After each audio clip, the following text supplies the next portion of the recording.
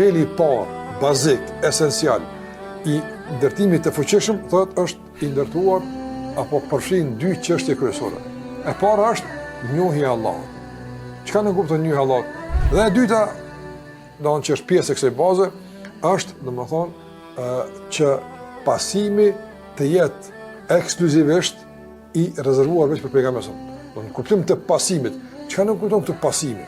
Për shembull, njëri i cili nuk ka bazë të qëndrueshme, në situata të caktuara me bëmu të cenu, për shembull, interesit i material, a gën janë, por ta kryesore që në shetani cila është.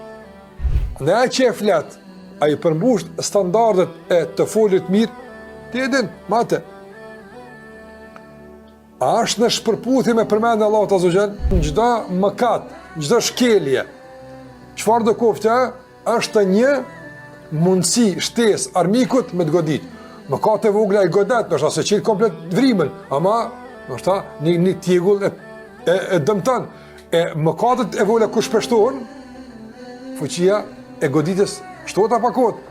Ligjëratët e serisë Libri i Urtësive vijnë të mërkurën prej orës 18:30 në YouTube dhe në aplikacionin Enis Rama.